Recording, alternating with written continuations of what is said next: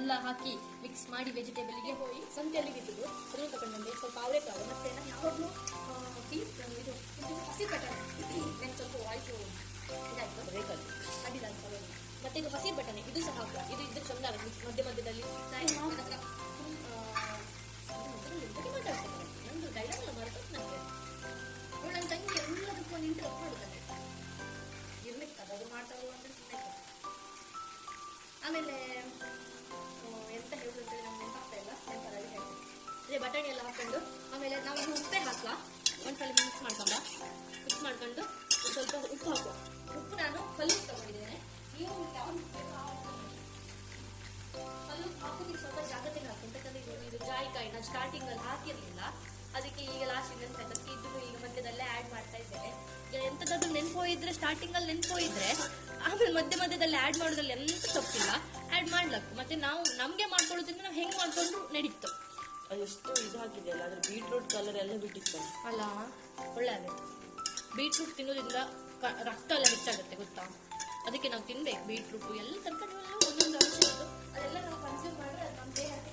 ಮೆಣಸಿನ್ಕಾಯಿ ಹಾಕ್ತಾ ಇದ್ದೇನೆ, ನಾ ಮೆಣಸಿನ್ಕಾಯಿ ಇವಾಗ ಜಾಸ್ತಿ ಹಾಕ್ತಿದ್ದೇನೆ. ಎಂತಕ್ಕಂದ್ರೆ ನಾವು ಒಂದ್ಸಲ ನನ್ನ ಫ್ರೆಂಡಿಗೆ ಪಲಾವ್ ಮಾಡಿ ಕೊಟ್ಟಿದ್ದೆ.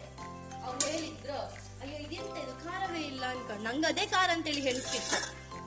ಅವ್ರು ಹೇಳ್ತಿರು ಪಲಾವ್ ಖಾರನೇ ಇಲ್ಲ, ಮತ್ತೆಲ್ಲ ಚಂದ ಆಯ್ತು ಅಂತೇಳಿ ಹೇಳಿ. ಅದಕ್ಕೆ ಈಗ ಜಾಸ್ತಿ ಮೆಣಸಿನ್ಕಾಯಿ ಹಾಕ್ತಿದ್ದೆ. ಅಂದ್ರೆ ಅದು ನಿಜವಾಗಿ ಹೇಳ್ಕಂದ್ರೆ ಈ ಮೆಣಸಿನ್ಕಾಯಿ ಖಾರ ಕಮ್ಮಿ ಇದೆ, ಅದಕ್ಕೆ ನಾನು 2-3 ಜಾಸ್ತಿ ಹಾಕೋದಿಲ್ಲ, ಅಂದ್ರೆ ನಾನು ಹಾಕ್ತಿರ್ಲಿಲ್ಲ. ನಾವು ಅಷ್ಟು ಖಾರ ತಿನ್ನೋದಿಲ್ಲ. ಇವಾಗ ನಾವು ಪೇಸ್ಟ್ ಮಾಡಿ ಇಟ್ಕೊಂಡಿದ್ದು ಪಲಾವ್ದು ಅದು ಹಾಕ್ತಾ ಇದ್ದೇನೆ. ನಾನು ಸ್ವಲ್ಪ ನೀರು ಹಾಕುವ. ಮಿಕ್ಸಿ ಜಾರ್ ತೊಳೆದ ನೀರು ಪಲಾವ್ ನೀಟಾಗಿ ಒಂದ್ಸಲ ಮಿಕ್ಸ್ ಮಾಡುವ. ಅದಾದ್ಮೇಲೆ ನೆಕ್ಸ್ಟ್ ಡೈರೆಕ್ಟ್ ಅಕ್ಕಿ ಹಾಕುವ. ಅಕ್ಕಿ ಹಾಕಿ 3 ಸಿಟಿ ಬಸ್ರೆ ಆಯ್ತು.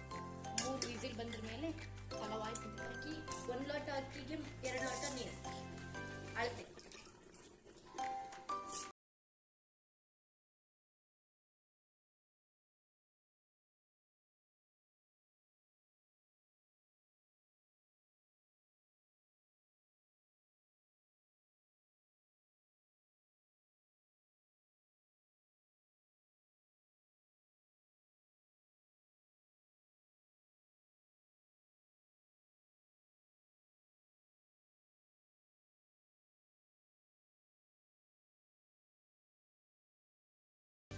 ಜೀರ್ಣಕ್ರಿಯೆ ಚಂದ ಮಾಡುತ್ತೆ.